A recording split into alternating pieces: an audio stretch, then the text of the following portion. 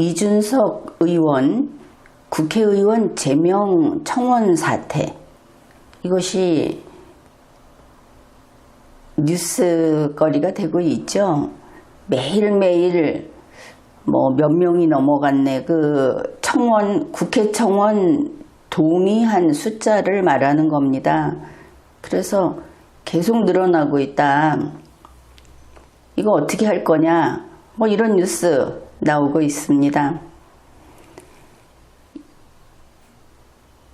이 발단은 이준석 후보 자신이죠. 이 사태의 발단은 이준석 후보는 국회의원 신분으로서 대통령 선거 후보가 됐습니다. 그런데 2025년 5월 27일 TV 대선 토론에서 이른바 젓가락 발언을 했습니다. 누구나 다 알고 있죠. 5월 27일에 이 발언을 했는데 5월 28일 그리고 5월 30일까지 이재명 후보 본인 그리고 더불어민주당 측 그때는 야권 아닙니까? 범야권의 움직임, 이것을 보면 지금과 같은 상황으로 올 것이다 하는 것은 명약관화 한 겁니다. 다들 그냥 덮이기를 바라고 있었을지 모르지만 5월 28일에 더불어민주당은 이준석 후보를 경찰에 고발했습니다. 사법 처리를 바란다 하는 뜻이죠. 그 다음에 국회의원 21명이 국회 윤리위에 이준석 징계안을 제출했습니다. 더불어민주당, 조국혁신당, 진보당, 기본소득당, 사회민주당 총동원이 된 겁니다. 그 다음에 더불어민주당의 조승래 수석 대변인이 이준석은 정계를 떠나야 한다. 그렇다면 국회의원 제명을 해야 하겠죠. 본인이 나가든지. 고민정 의원, 이준석은 정치할 자격이 없다. 아주 대로해서 이들이 극도로 분노해서 이준석은 반드시 파내야 한다. 그것이 27일 다음인 28일의 일입니다. 진보당의 정혜경 의원은 이준석 징계안을 제출을 했는데 지금 국회 계류 중이죠. 이 정혜경 의원은 진보당임에도 불구하고 이재명 후보 지지를 밝힌 그런 사람입니다. 이준석 징계안의 근거는 국회법 제155조 제16호 이것을 밝혀놓았습니다.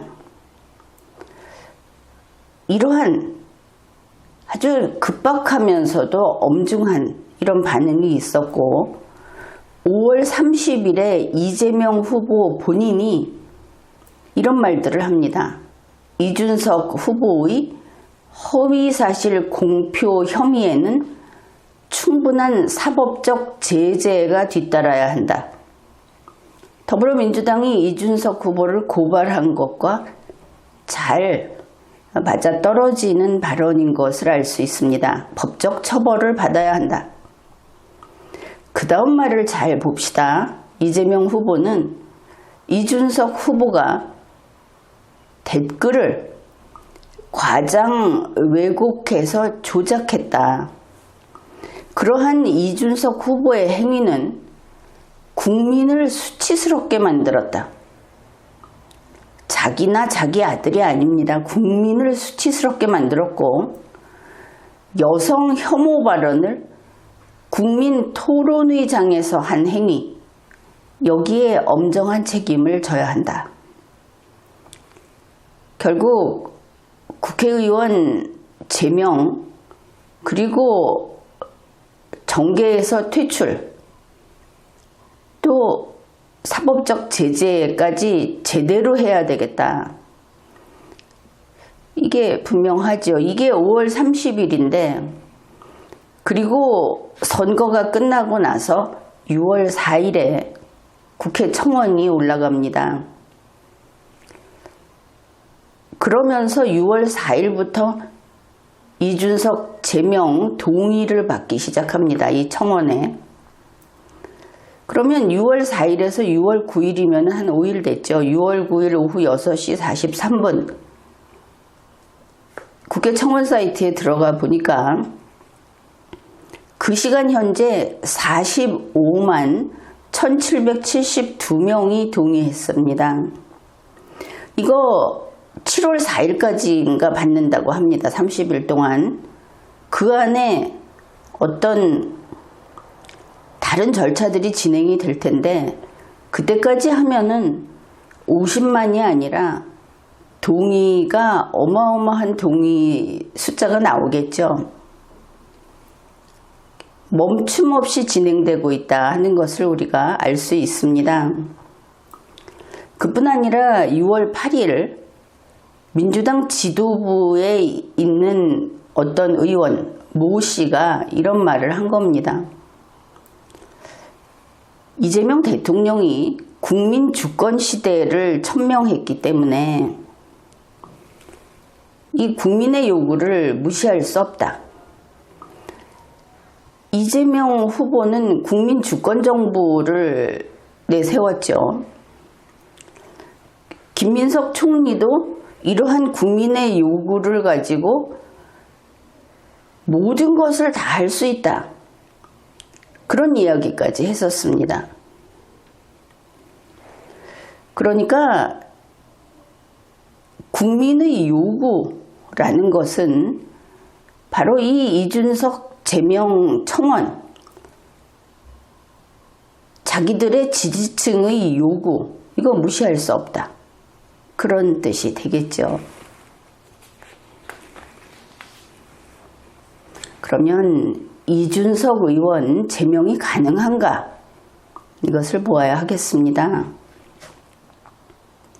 국회 의안정보센터에 가보면 국회의원 제명안이 수십 건 올라와 있습니다. 그 사유를 보면은 헌법 제46조 위반, 여기서 법조문은 이야기하지 않겠습니다. 그 내용은 국회법 제24조, 제25조 위반, 제25조가 품위 유지 의무 위반 그게 되고 제155조 제16호 이거는 국회의원 윤리 강령, 국회의원 윤리 실천 규범을 위반한 그런 것을 규정하고 있습니다. 이것도 결국은 25조하고 연결이 됩니다.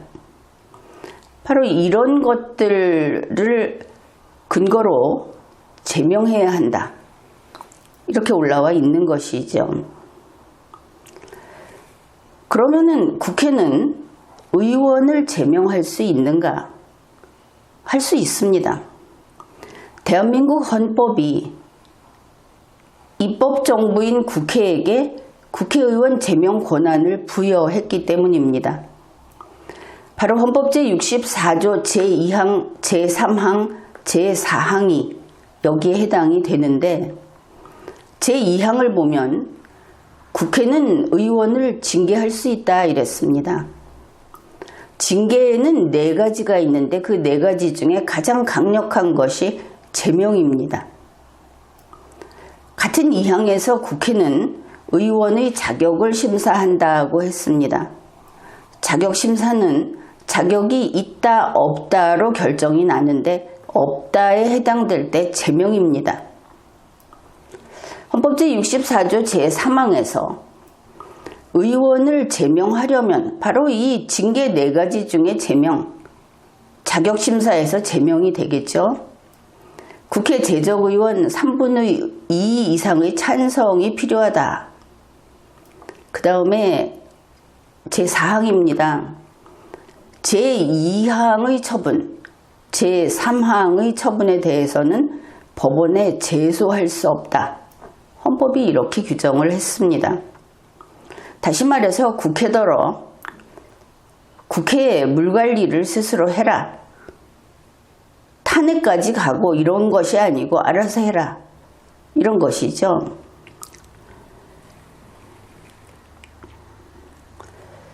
그러면 이준석 의원이 제명되는 것인가 하는 것의 그 관건은 결국은 품위 유지 의무, 이것을 위반했는가 이렇게 볼 수 있을 겁니다. 그럼 그게 무슨 뜻인가? 국회의원 윤리강령 제1호를 보면 이 품위에 대해서 이렇게 규정을 합니다. 국회의원이 국민의 대표자로서 인격과 식견을 함양하고 예절을 지킴으로써 국회의원의 품위를 유지해야 한다고 했는데 결국 이준석 후보의 젓가락 발언이 여기에 걸맞는 것이었는가? 이것을 판단하면 될 겁니다. 그런데 아무리 봐도 이준석 후보의 젓가락 발언은 품위를 지키는 것은 아니었다 이렇게 보이죠. 다시 말해서 국회법 제25조, 24조까지 칩시다. 이 이하의 이런 것들을 위반한 것으로 판단합니다. 이런 상황에서 이준석 제명 청원이 50만 명, 100만 명 동의를 받았다 하는 것은 문제가 되지 않죠. 헌법이 있고 법률이 있고 국회의원 윤리 강령이 있고 이런 상황에서 이러한 제명의 요건이 충족됐기 때문에 이러한 청원과는 상관없이 국회가 이준석 의원을 제명해야 하는 그런 상황인 것을 알 수 있습니다. 물론 청원 지금 50만, 앞으로 100만, 200만 갈지 모르지만 이 청원에 동의한 사람들은 대부분 이재명 대통령의 지지자, 더불어민주당의 지지자라는 것을 알 수 있습니다. 그렇다면 이재명 대통령도 더불어민주당도 이준석 제명이라고 하는 것을 자기들의 지지자에게 갖다 바쳐야 하겠죠.